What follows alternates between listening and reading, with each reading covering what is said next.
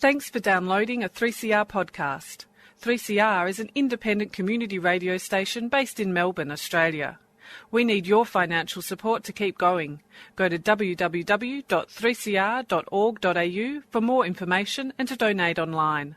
Now stay tuned for your 3CR podcast.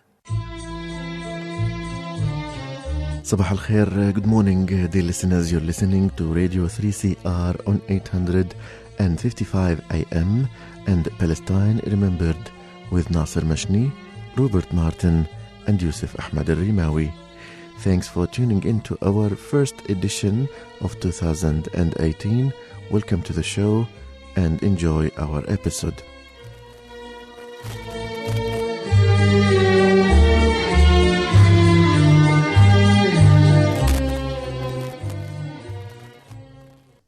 Good morning, Robert. Good morning, Yusuf. Good morning, listeners. Good morning, Nasser. We are back. We are back. Welcome to 2018. What a year it's going to be.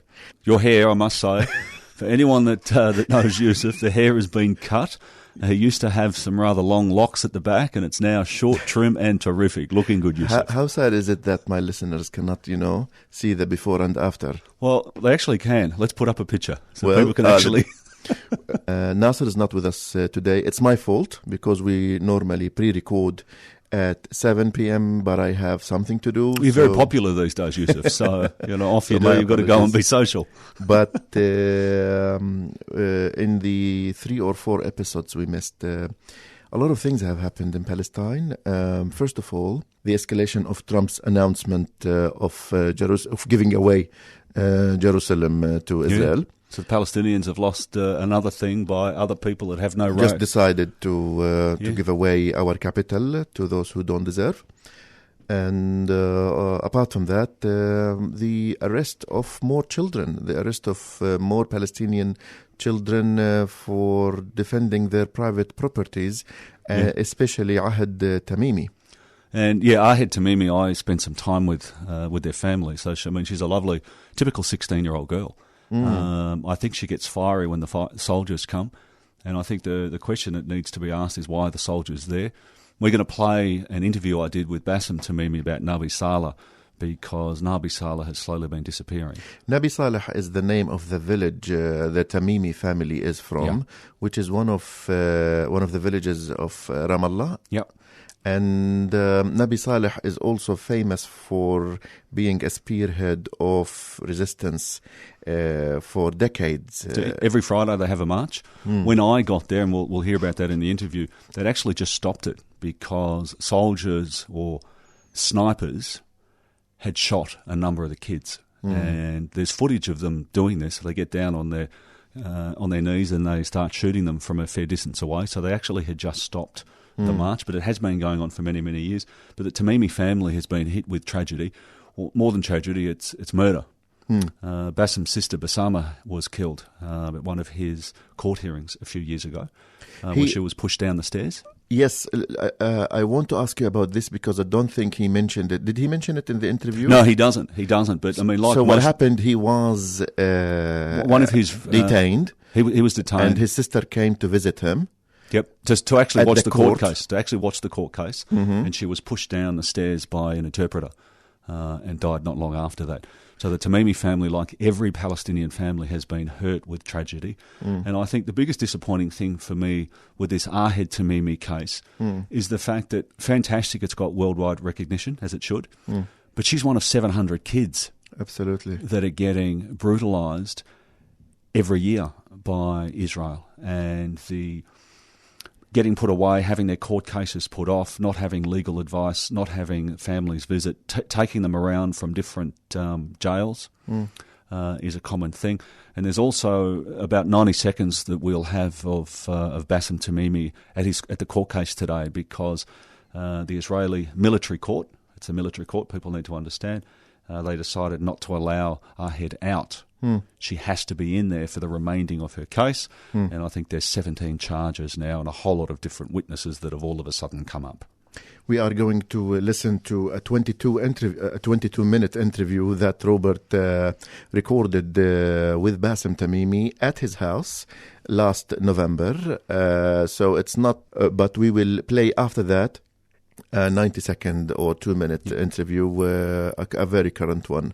So without further delay, we will take you to Bassem Tamimi's house and the conversation that Robert had with him last November. Stay with us. Thanks. So I'm just here with Bassem Tamini in Nabi Saleh, a village that has been under exposure for a while now. Can you just tell me a little bit about the history and the issues that you have with the Israelis? The issue is the occupation and the history. We are here. I told you a story about when we are here. We should say this again. So the story is, how long have you been here? Yeah. I always, when somebody asks me this, I always said that my uncle was sitting under a mulberry tree in 1976. They succeed to stop the settler to take the land. And because of that, a journalist asked him, he was an old man, and he asked him, since when you own this land? He looked at him and said, I was sitting under this mulberry tree when Adam passed from here and asked me if I see Eve passing or not.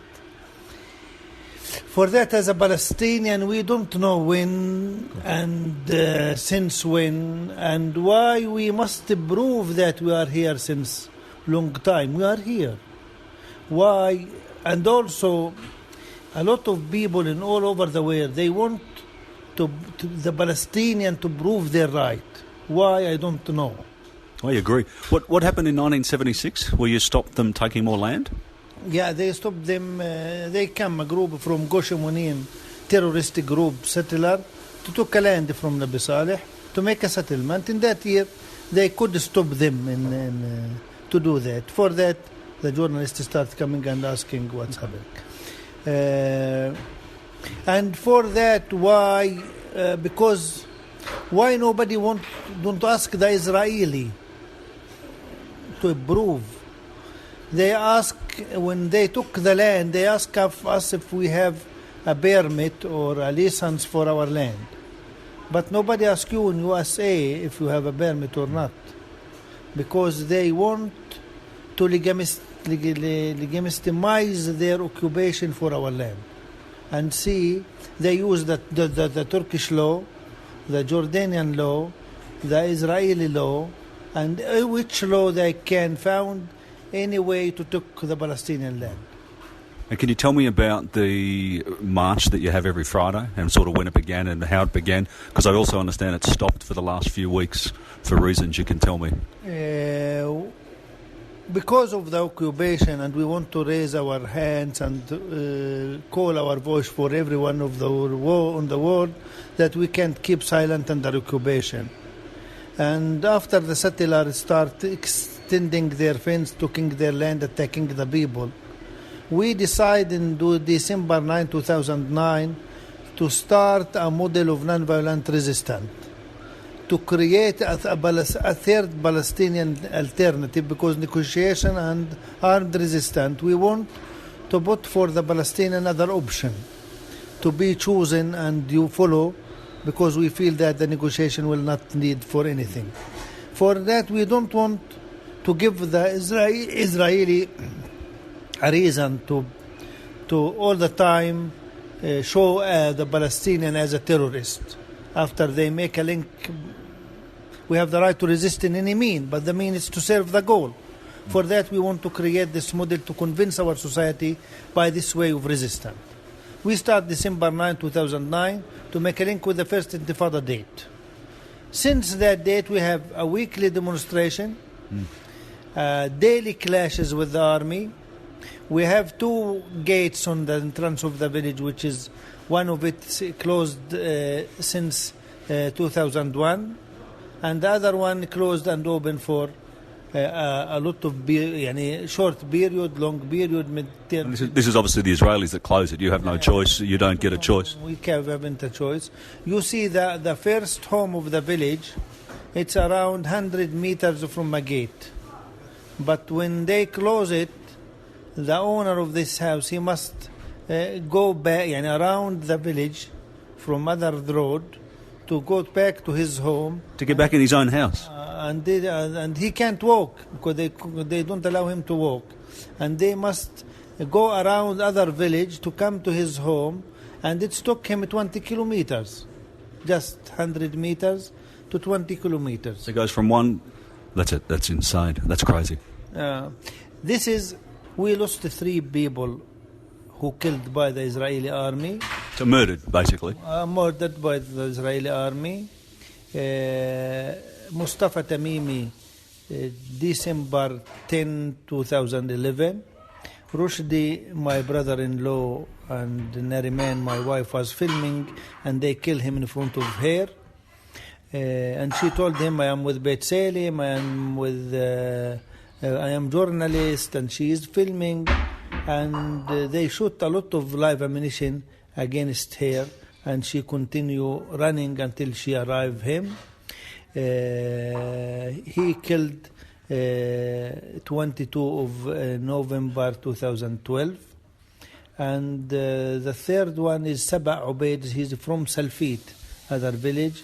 He killed during the hunger strike demonstration, supporting for the prisoner hunger strike.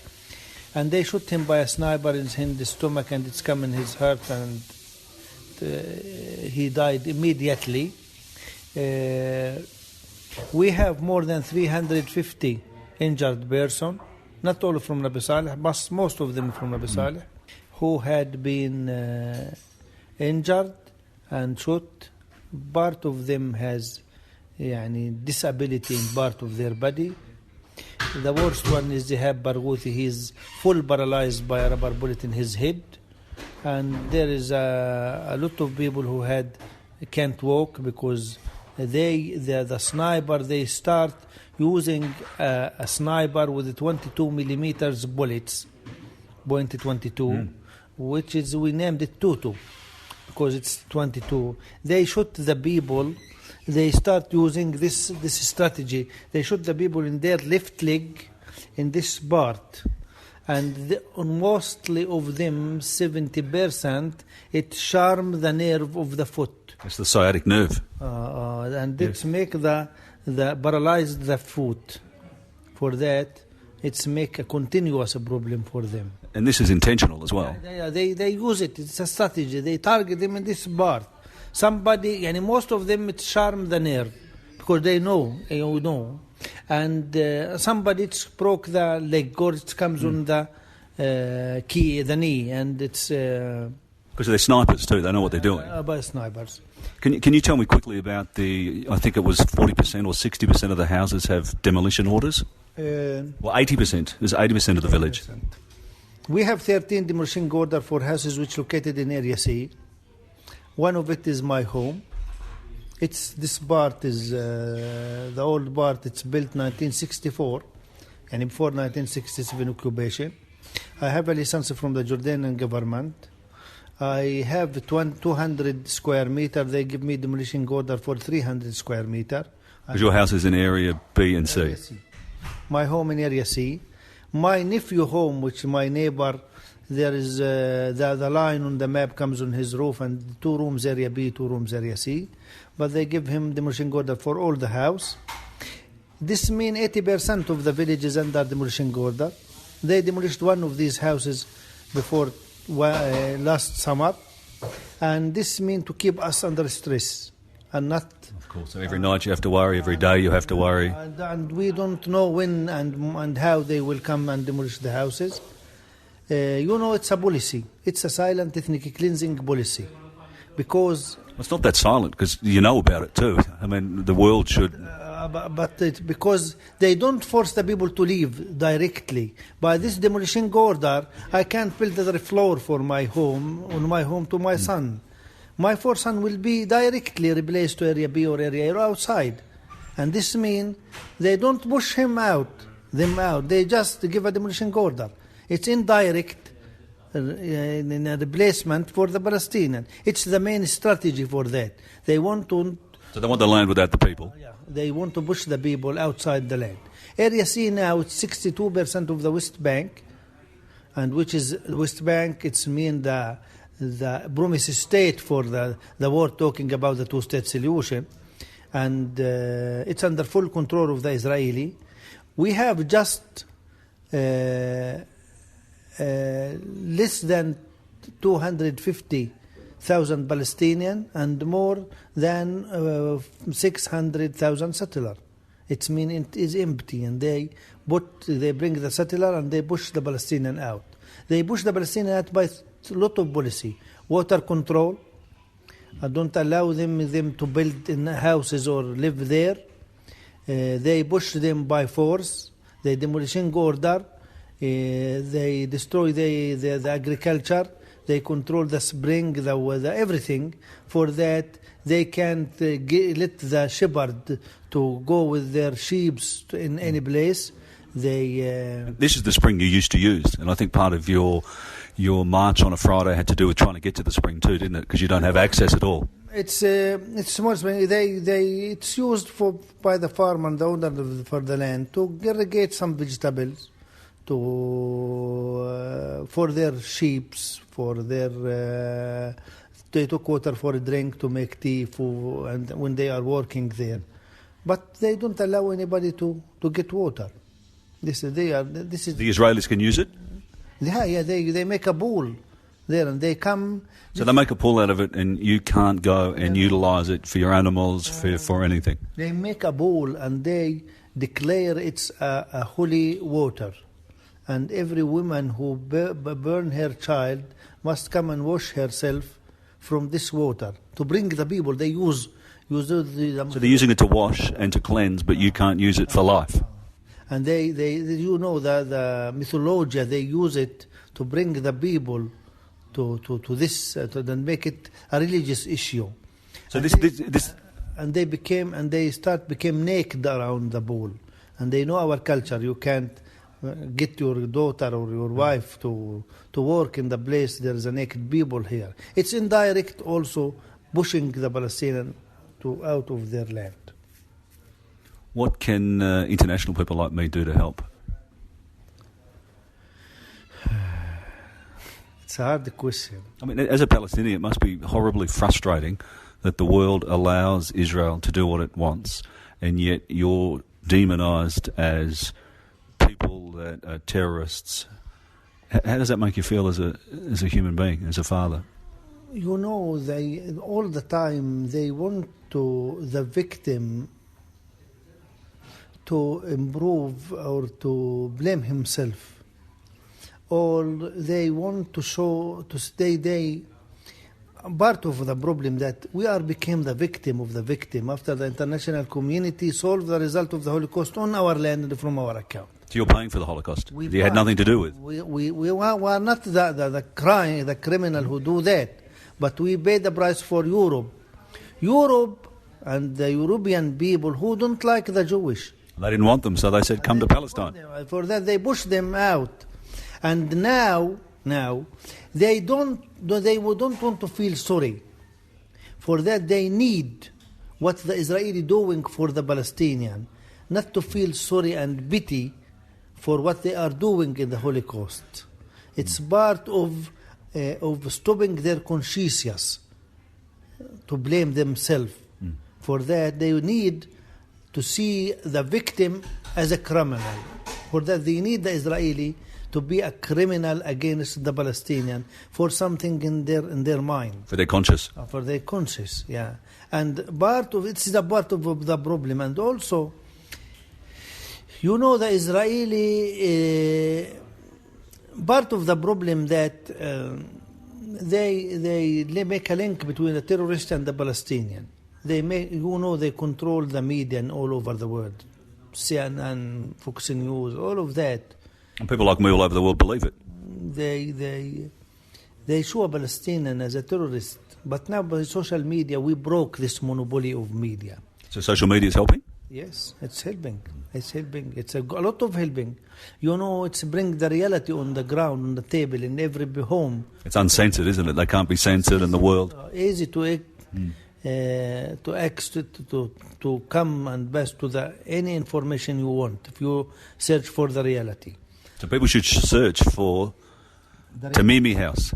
the Tamimi family and Nabi Saleh, the village, and help. They can say a lot. But what they can do, in Arabic we have a say, it said, the أهل مكة أدرى بشعابها. The resident of Mecca know its way well. And you are as international. You can create your rule and your responsibility and your duty. It's not a gift from you to be with the Palestinians. It's your duty and your responsibility. I think people need to know that too. Nobody can be free if I lose my freedom. If we are human being and we are really believe in the human rights, you are not. I don't like to name your effort as a solidarity. It's not a solidarity. It's your duty and responsibility as a human being. We are partner in the struggle for our belief, because Israel is not the problem. It's the world allowing it. Israel is the guard for the interest of the capitalism, the military industry, the colonization. For that we suffer the same enemy. You paid from your tax to Israel to be guard for the military industry in your country. For that we have the same.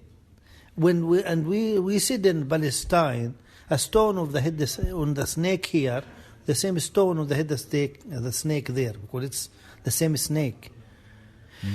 We believe we are partner, and I believe that the third intifada must be international intifada. It's not.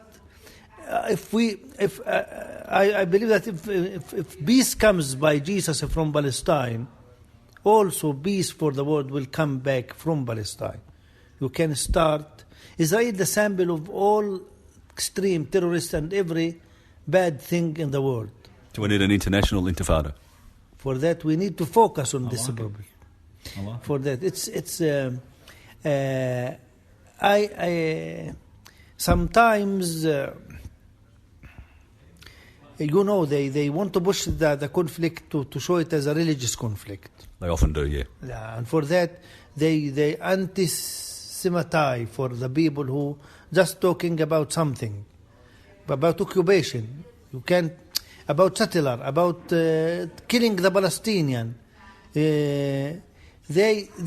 And for me, it's not my responsibility and to recognize between Judaism and colonization and Israel and occupation and Zionist and occupation. It's the duty for the Jewish, because as a Palestine is occupied, also the Judaism religion is occupied by these people and by the Zionism, and it's used in a bad way. They must struggle to take back their religion from the hands of these terrorist people, to show it's in the level of humanity and the level of peace and justice and freedom and all of that. For example, when I was child, my mother told me that Jewish is coming. When she see the army, the Israeli army, she can't recognize between Judaism and because they represent Judaism as occupation for me and for our population. We need everyone in the world to believe that we are not a victim. We don't need your look for us, or to feel pity for our issue. We are a freedom fighter. We are fighting for our rights. If you see the Palestinian as a freedom fighter, you can do and you can create your rule. You can see the BDS is sometimes succeed in doing a pressure on Israel. You can put a pressure in your government, in your election, to see how these people are controlling. My visa was revoked because I was just going to talk to you about that, because I'm obviously Australian and you didn't get to come to Australia because it was revoked. Also, it's revoked from. I visit USA for 2 times. The 3rd time because we make with an American lawyer a lawsuit against the firm who support the settlement in Palestine, and and it's illegal by the American law, and we ask because they have tax they don't pay taxes. Tax exempt. Yeah. For that, we make a lawsuit against the American Treasury, because it's illegal by the American not to pay taxes, because it's the settlement. It's illegal. It's illegal, and it's a war crime, as the American law also.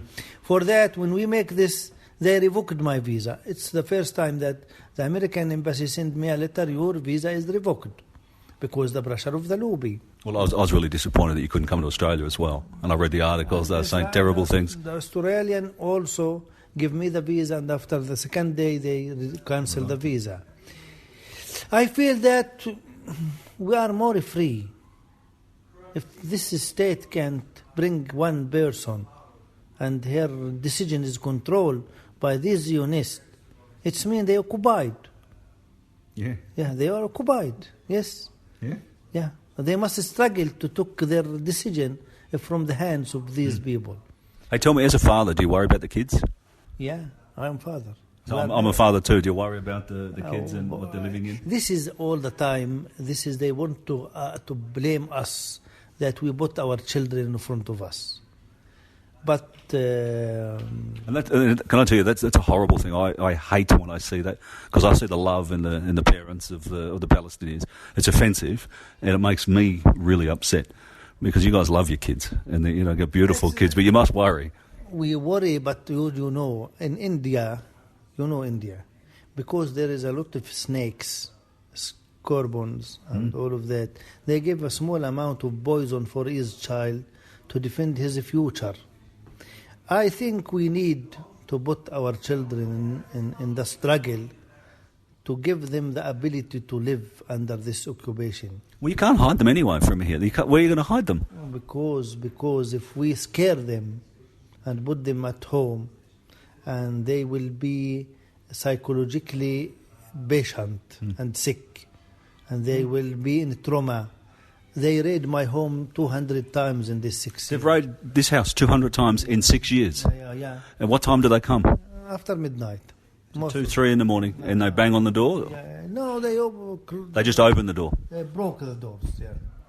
You see how it's broken? And you see, I will show you the other rooms, it's broken. And they don't wait until you open the house. And if I scare my children, how they can sleep the second day? Yeah? Yeah, I agree with you. I absolutely agree with you, because I know you can't hide them either. That's a type of training for our children to be strong in front of their enemy, because their enemy is the occupation, and our snake is the occupation, these soldiers. We haven't a safety place. You don't have a safe place? No, we haven't a safe place. If we have, where? Maybe the settlement. So you can hide at the settlement, because the settlements are... If they can rent us a house for our children every week, we can send them... So when the house is raided, you can leave the kids over there. Oh, wow. You've got to have humour. Well, Bassem, thank you. Bassem, thank you for having me. And I know you're about to cook me lunch too, so I'm in a fantastic position here. You are welcome. Thank you. Here's Bassem also on Thursday, just after the court date, where the military court said that his daughter couldn't come home.